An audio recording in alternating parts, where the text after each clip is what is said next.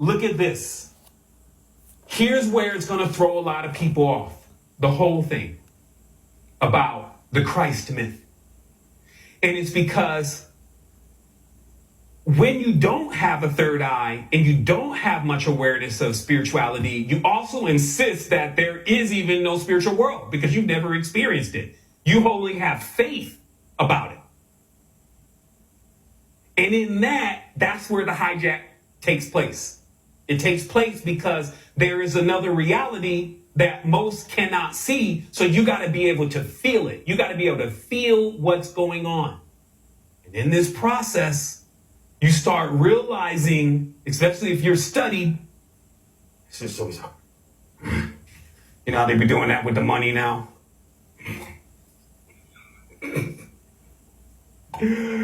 Oh, this is how it should be, okay?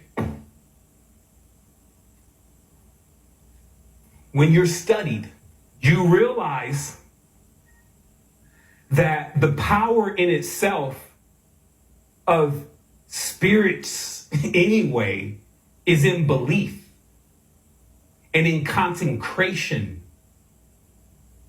So if everyone starts to believe in something and then they consecrate it into an image, that brings it or gives it some type of life. And this is what the Jesuits were really, really aware of. They understood this. This is like the basics of what you would call paganism. That's pagan, the family of Pa or Pater versus Magan or Magan. You see what I mean? So the reality to all of this is that when we're talking about occult powers, you can't say anymore that this eidolon, Jesus, does not exist. And that's what's going to trip people up real fast. I saw him. He talked to me. He came and saved me. Because it was like basic law of attraction type stuff, silly. If billions of people believed in it, then it would begin to manifest. And if it could be controlled, this is what a brand is.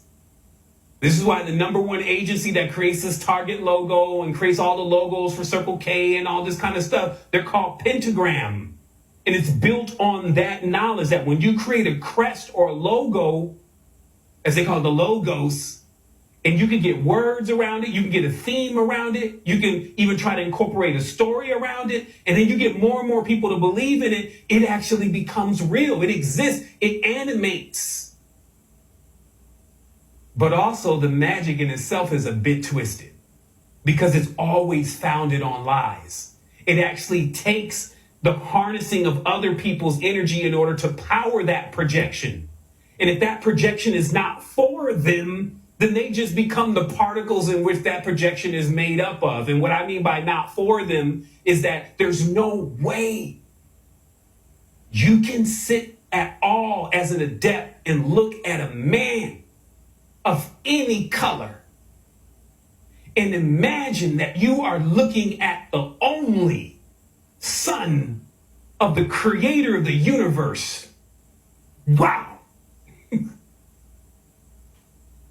For that to go over everybody's head, that's what makes it. It's not a debate. How do you debate that?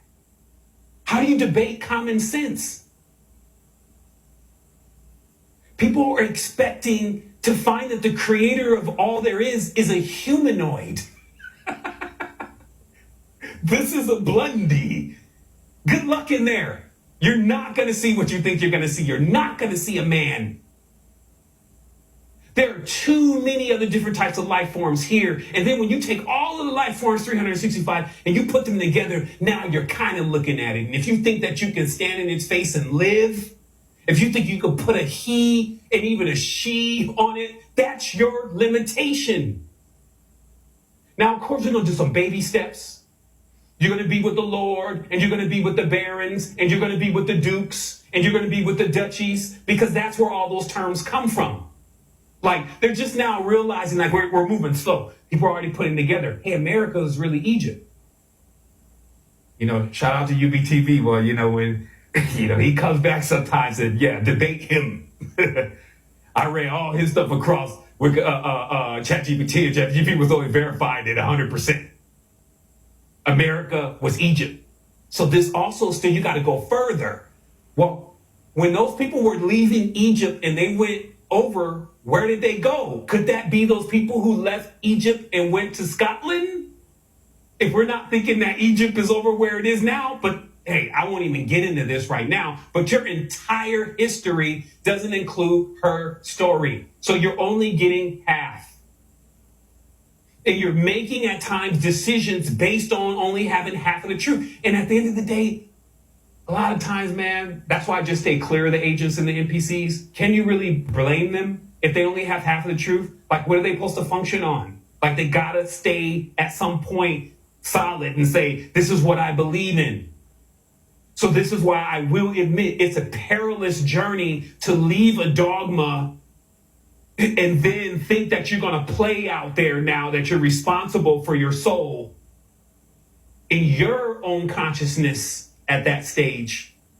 There's no more to refer to, no more evangels to hang on to and broker with. And then you're still having moral issues. You're still demented in certain ways, still fractured, still hurt, still damaged. You see what I mean? And then now you don't have any kind of faith or no kind of belief. You see, so people are just getting along with these Walmart religious snacks. But then time draws nigh, meaning that it's all still a divine timing and alignment. So at a certain point, everything must be revealed. And we're in those times. Great.